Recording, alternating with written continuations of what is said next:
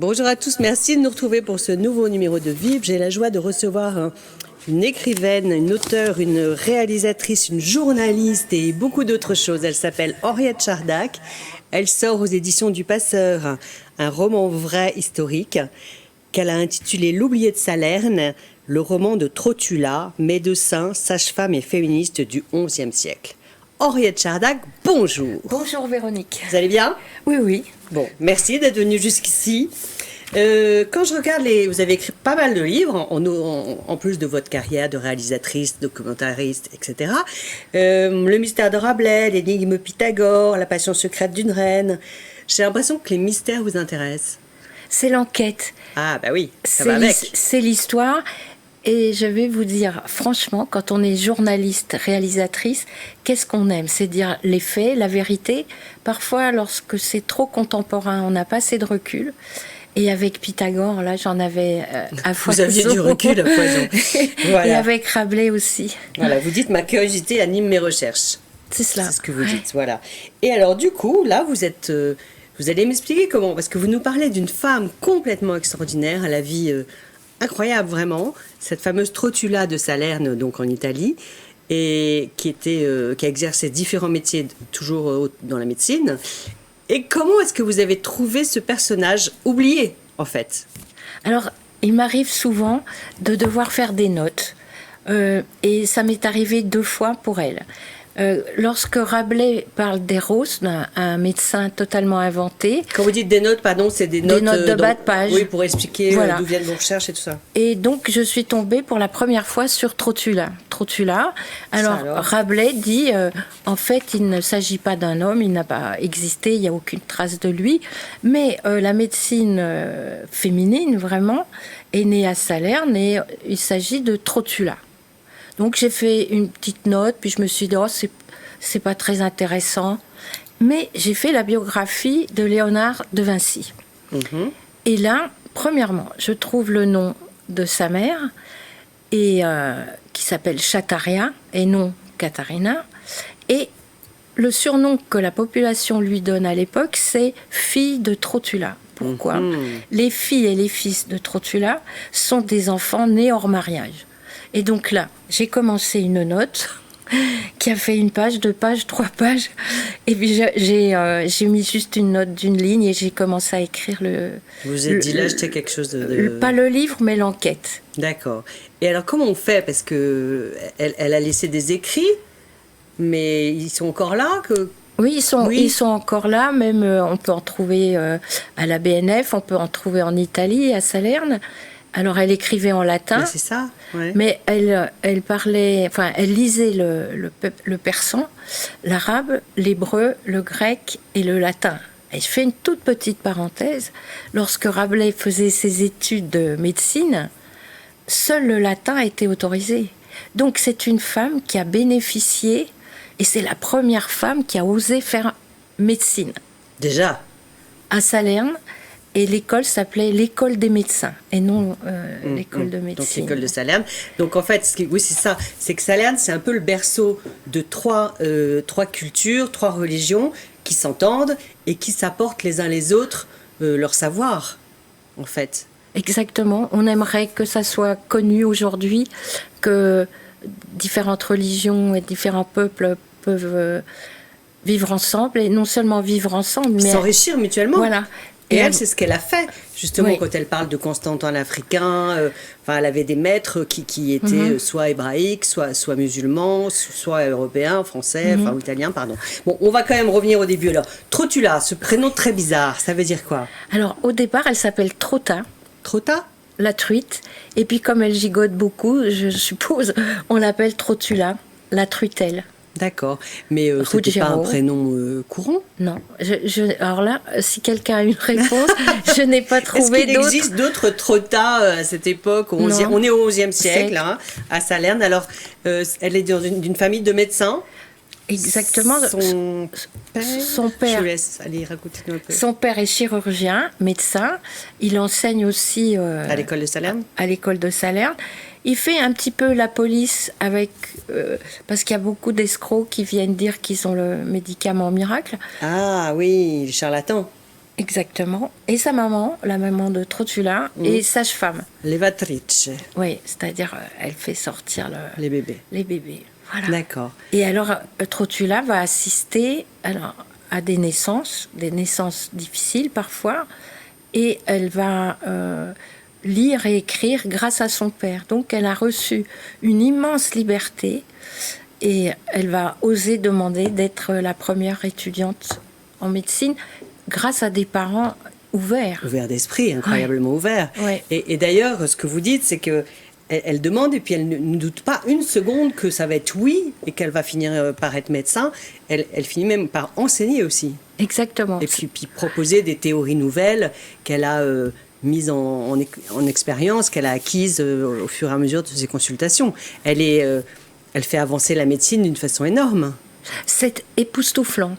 D'abord, elle va apprendre pendant 3 ans la philosophie. Déjà, alors, pour provoquer à la fois le recul et l'empathie vis-à-vis des patients. Ah, pour établir le bon état d'esprit. Et seulement ensuite, on étudie et on échange les découvertes. C'est fou ça, donc pardon, je vous coupe. Donc tous les médecins passaient par 3 ans de philosophie.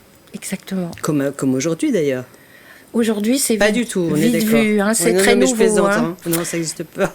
Et pour vous donner un exemple de l'universalisme et de l'humanité de Trotula, moi ça m'a vraiment époustouflée. Elle est époustouflante. Oui, de toute façon. C'est qu'à Salerne, il y avait des naissances très étranges. Ah oui. Il y avait donc 2 enfants qui naissaient. Quand c'était des grossesses gémellaires. Voilà, et il y avait un enfant normal, un garçon, toujours. Ah bon? Oui, il n'y a pas eu de... C'est très curieux, hein. Et le deuxième enfant n'avait pas de tête et ressemblait à un crapaud.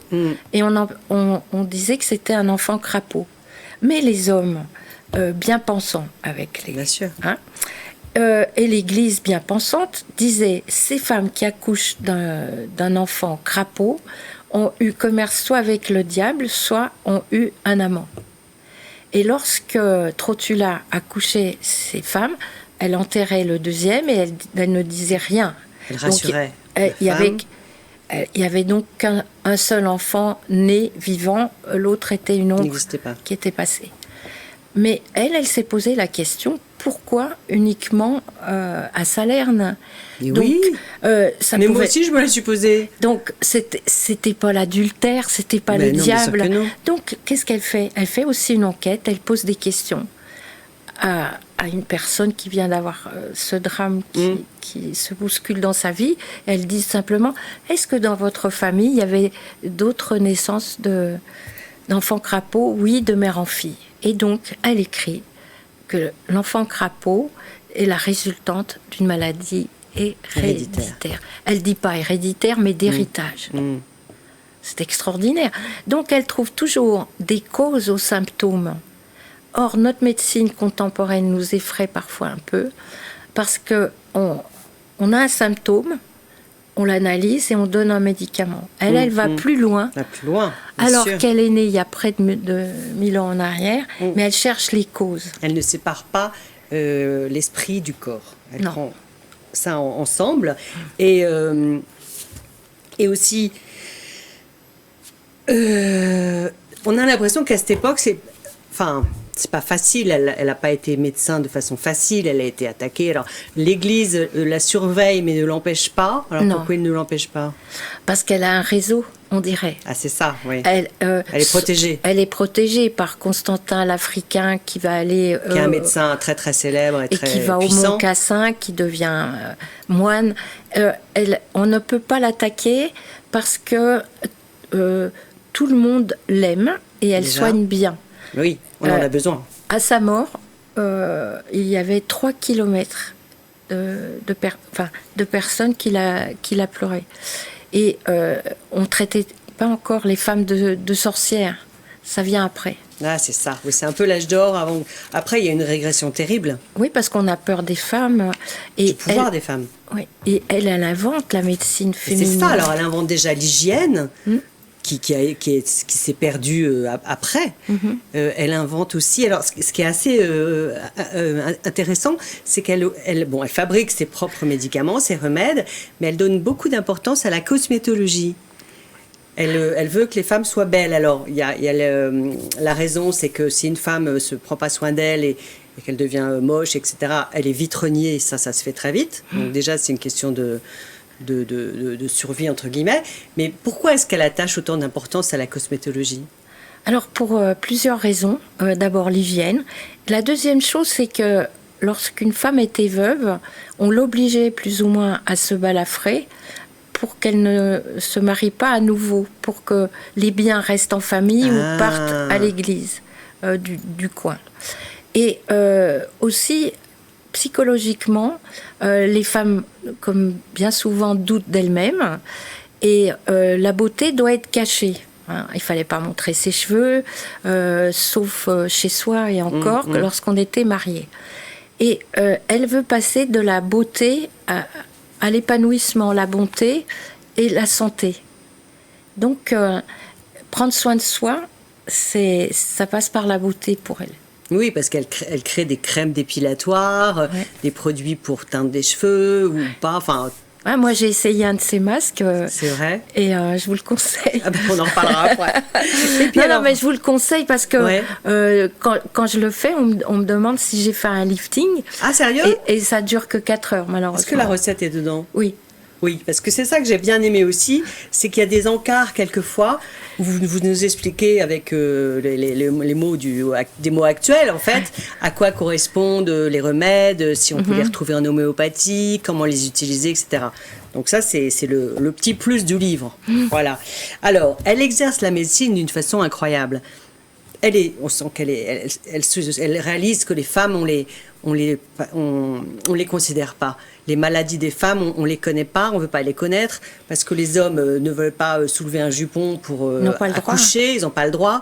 Donc finalement, elles ne peuvent que décrire leurs symptômes, les femmes, et le médecin ne peut jamais voir ce qui se passe. Bon, déjà ça c'est dit. Donc elle se révolte contre ça, elle fait accoucher les femmes nues sous un drap et tout ce qui va avec. Et puis après, elle est très libre et très très féministe parce que elle pratique des avortements. Ce qui est interdit. Ce qui est interdit, elle prend des risques énormes. Voilà. Elle peut même recoudre un hymen, ce qui est... alors doublement interdit. Voilà. Parce que... Et elle pratique aussi les césariennes, ce qui est archi interdit par l'Église. Voilà. Ils préféraient laisser les femmes mourir. Et une fois que la femme est morte, on peut éventuellement récupérer l'enfant, voir s'il est vivant encore. C'est ça. Donc elle est elle est moderne. D'une liberté et d'une audace incroyable. Parce qu'elle est joyeuse, elle aime la vie. Elle veut pas que les gens souffrent, enfin que les femmes souffrent quand c'est pas la peine, quoi. Et puis là où elle est extraordinaire, c'est qu'elle ne fait pas de barrière entre la pédiatrie et la gynécologie. Imaginons aujourd'hui qu'il y ait une profession qui soit obstétricienne et pédiatre. C'est-à-dire, une femme accouche une autre femme, elle voit l'enfant naître, elle sait ce qui s'est passé, et elle s'est intéressée même au bégaiement des enfants, on pourrait dire, dû à un stress post-traumatique. Donc, elle ne coupe pas les liens mère-enfant. C'est extraordinaire. C'est incroyable, ouais. Elle parle même de la nourriture que doit avoir la femme qui allait. Exactement, oui. Des nourrices, faut voir ce qu'elle mange, etc. Et, comment dire... Zut, j'ai oublié ce que je voulais vous dire. C'est pas grave. Donc alors, tout ça pour dire que Salerne, à l'époque, vous dites, c'est le nombril du monde de la santé.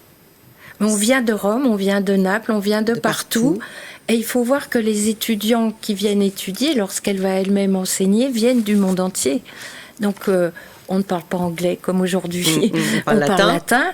Mais il y a des ouvrages qui peuvent être lus et d'autres non.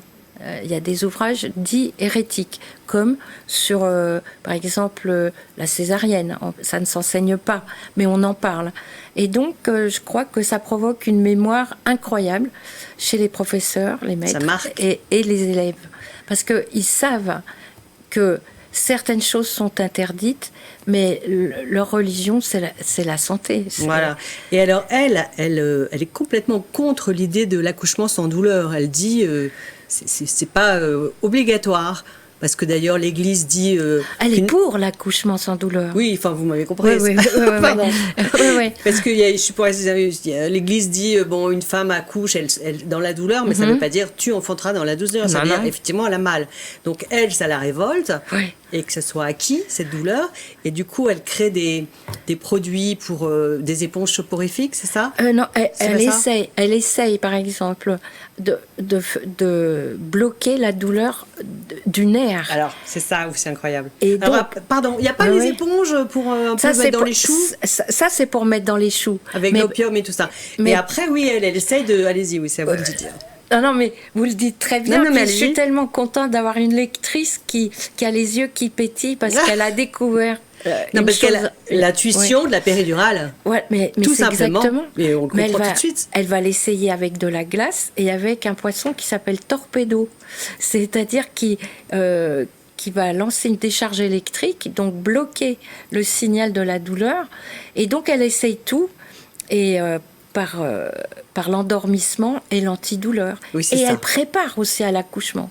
Surtout pour les primipares. C'est-à-dire une femme qui n'a encore pas accouché, elle se fait tout un monde et il y a de quoi. Et elle va raconter des histoires, faire de la musique. Chanter. Et chanter. Et il y a une femme qui fait ça, je crois. C'est ce que vous dites dans votre livre actuellement, l'hôpital à Paris. Je ne sais pas où exactement, mais c'est humain de faire attention. Parce que si un acte devient répétitif, ce qu'elle disait, Trotula, on le fait mal. Il faut savoir bien répéter une chose, mais à chaque fois, c'est une histoire différente. Voilà. Elle fait des épisiotomies aussi. Oui. Elle répare. Enfin, elle peut tout entendre. Et sans aucun a priori, et les femmes finalement elles les sauvent parce qu'elles viennent en cachette expliquer les mâles qui les rongent, ce qu'elles n'auraient jamais osé dire. Exemple, elle acceptait de faire un avortement quand c'était le fruit d'un viol. Les femmes qui, bon bref. Je me demande vraiment pourquoi personne ne s'est intéressé à elle et à son travail. Alors il y a quelque chose dont vous parlez, c'est l'effet Mathilda. Oui. Alors, on peut expliquer ce que c'est? Alors, l'effet Mathilda, c'est quand une femme découvre, par exemple, une formule mathématique ou un soin ou un virus, et on va oublier son nom. Et on ne fait que redécouvrir, depuis l'Antiquité jusqu'à nos jours, le nom de femmes. L'effet Mathilda, c'est surtout en médecine et en sciences. Ce sont des femmes qui ont eu une démarche authentique, des déductions fabuleuses, mais on pense qu'il n'y a pas eu de cerveau féminin. Oui, ou alors qui travaillait conjointement avec un homme. Oui, comme et puis, Montagnier. Comme par hasard, on a oublié. On se souvient du nom de l'homme et on oublie celui de la femme qui a participé aux recherches comme l'autre. C'est ça et je vais vous faire un test, parce que moi-même, je ne pourrais pas répondre à ma question. Quelle est la femme prix Nobel qui a découvert comment soigner le Covid-19? Ah zut, c'est écrit là-dedans. Voilà. Eh bien, c'est écrit là, c'était il y a quelques années. Hein. Oui, le premier vaccin. Non, oui, mais elle a eu le prix Nobel cette année. Eh bien, elle s'appelle Kathleen. Je ne sais. C'est nul. Mais on est nuls nous-mêmes. Mais bien sûr. Bon, je l'ai lu pourtant. Oui, voyez, hein, on a encore des progrès tout à faire. Et qu'est-ce que je voulais vous dire d'autre? Écoutez, c'est passionnant. Franchement, c'est captivant. Voilà, c'est un gros livre, mais qui se lit vraiment comme ça, très facilement. Et puis après, on va pas tout raconter, parce qu'il faut quand même en laisser pour les futurs lecteurs. Oui, la vie privée. Exactement, son mariage. Elle meurt jeune, la pauvre. Oui.